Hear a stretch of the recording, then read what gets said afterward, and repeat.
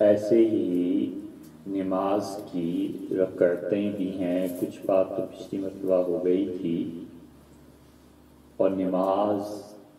3 حصوں میں منقسم ہے، اور بعض فقہا انہی 3 کو 4 قرار دیتے ہیں، یعنی وہ فرض ہے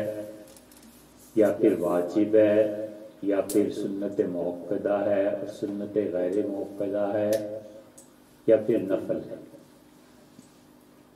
فرض نمازیں وہ ہیں جنہیں اللہ نے ضروری قرار دیا، اور اللہ تعالیٰ نے قرآن کریم میں سورہ روم میں 5 نمازوں کو فرض قرار دیا، اور اسی طرح سورہ بنی اسرائیل میں بھی اس کا ذکر ہے۔ اور مسلمان آغاز میں 2 نمازیں ہی پڑھا کرتے تھے، صبح اور شام، اور پھر اس کے بعد جب معراج ہوئی ہے تو اللہ تعالیٰ نے انہی 2 نمازوں کو بڑھا کے 5 کر دیا، اور 5 نمازیں 2 رکعتوں پہ مشتمل تھیں، یعنی ظہر کے بھی 2 فرض تھے، عصر کے 2 فرض تھے، مغرب کے 3 تھے، اور پھر باقی عشاء اور فجر کے بھی 2 فرض تھے۔ یہ تو پھر رسول اللہ صلی اللہ علیہ وسلم جب مدینہ منورہ پہنچے ہیں تو وہاں پھر تیسری مرتبہ تبدیلی کی گئی، اور اللہ تعالیٰ نے فجر اور مغرب کی نماز کو قائم رہنے دیا اسی حال پہ، اور ظہر، عصر اور عشاء ان 3 نمازوں کے فرائض کو 2 سے 4 کر دیا۔ تو رسول اللہ صلی اللہ علیہ وسلم نے فرمایا کہ وہ جو پہلی نماز تم لوگ پڑھتے تھے 2 رکعتوں والی، اسے اپنے سفر کی نماز قرار دے دو، اور یہ جو 4 رکعتوں والی نماز ہے یہ تم پہ اللہ نے فرض کی ہے، یہ جب سفر میں نہ ہو تو تم لوگ یہ پڑھا کرو۔ تو فجر کے 2 فرض، اصولاً تو فجر کے 4 فرض ہونے چاہیے تھے، کیونکہ جب ظہر، عصر اور عشاء میں تبدیلی ہوئی تو فجر میں تبدیلی نہ ہونے کی کوئی بات نہیں، لیکن اللہ تعالیٰ نے 2 ہی قرار دیا، اور رسول اللہ صلی اللہ علیہ وسلم نے فجر کی نماز اس کی 2 رکعتوں کی کمی اس طرح سے پوری فرما دی کہ آپ بڑی طویل صورتیں اس میں پڑھتے تھے، یعنی رسول اللہ صلی اللہ علیہ وسلم فجر پڑھتے تھے، اور شروع ہوتی تھی فجر جب ستارے نظر آ رہے ہوتے تھے، اور گھنٹے کی فجر ہوتی تھی، 1.5 گھنٹے کی فجر ہوتی تھی، کیونکہ عام طور پہ سورج جتنی دیر کے بعد نکلتا ہے۔ اب سیدنا عمر رضی اللہ عنہ نماز پڑھاتے تھے، اور وہ فجر کی نماز میں سورہ یوسف جیسی لمبی صورتیں 1 رکعت میں تلاوت کرتے،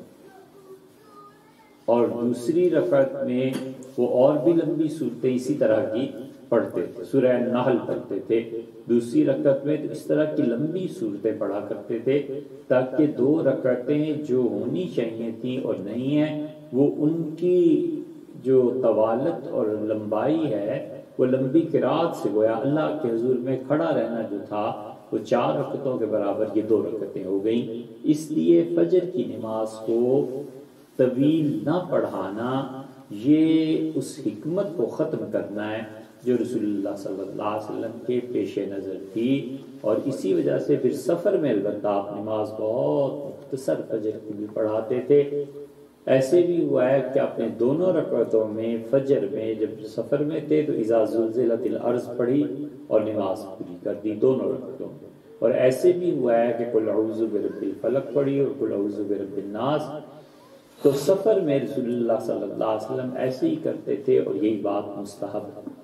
لیکن فجر کی نماز کی اتنی طوالت کی ایک وجہ فقہا نے یہ بھی لکھی ہے کہ آدمی کم سے کم بھی 6، 8، 10 گھنٹے کے بعد اب جا کر فجر پڑھ رہا ہے۔ ہر جگہ طلوع اور غروب جیسے ہوتا ہے کہ عشاء کی نماز کب ہے اور فجر کی نماز کب ہے، تو کہتے ہیں اتنی دیر تک جو اللہ کے حضور میں کھڑا ہونا نہیں ہوا، عبادت نہیں ہوئی، تو اب تھوڑا حوصلہ کرے اور لمبی رکعتیں پڑھے۔ اسی طرح ظہر کی جو نماز ہے اس کی بھی طویل رکعتیں ہیں، رسول اللہ صلی اللہ علیہ وسلم ظہر اتنی طویل پڑھاتے تھے کہ اب شاید ہی کہیں رہی ہو،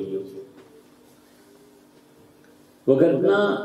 ظہر کی نماز بھی چونکہ اتنا طویل وقفہ ہو جاتا ہے کہ صبح سے آپ ظہر تک دیکھیں تو یہ بھی 7-8 گھنٹے بن جاتے ہیں، اور گرمیوں میں یہ وقت اور بھی طویل ہو جاتا ہے۔ تو رسول اللہ صلی اللہ علیہ وسلم ظہر کی نماز کتنی پڑھاتے تھے؟ صحابہ رضی اللہ عنہ کہتے ہیں کہ ہم اپنے گھر سے نکلتے تھے، ہم میں سے کوئی جنگل میں جاتا تھا، اپنی ضروریات سے فارغ ہو کے وضو کر کے آتا تھا، اور رسول اللہ صلی اللہ علیہ وسلم ظہر کی بھی پہلی رکعت ہی پڑھا رہے ہوتے۔ اسی لیے سنت یہ ہے کہ فجر اور ظہر کی قرات برابر ہے، فجر اور ظہر ان دو نمازوں کی قرات برابر ہے۔ رسول اللہ صلی اللہ علیہ وسلم نے ساری زندگی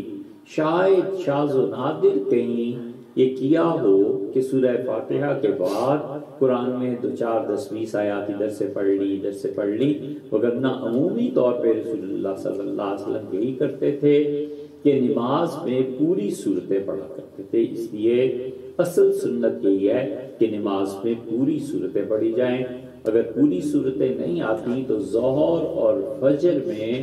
فجر اور ظہر دونوں نمازوں میں 60 آیات کم سے کم پڑھنی چاہیے تاکہ سنت کے مطابق نماز ہو سکے، اور 60 سے 70 آیات 80 آیات یہ ہے فجر اور ظہر، اور عصر اور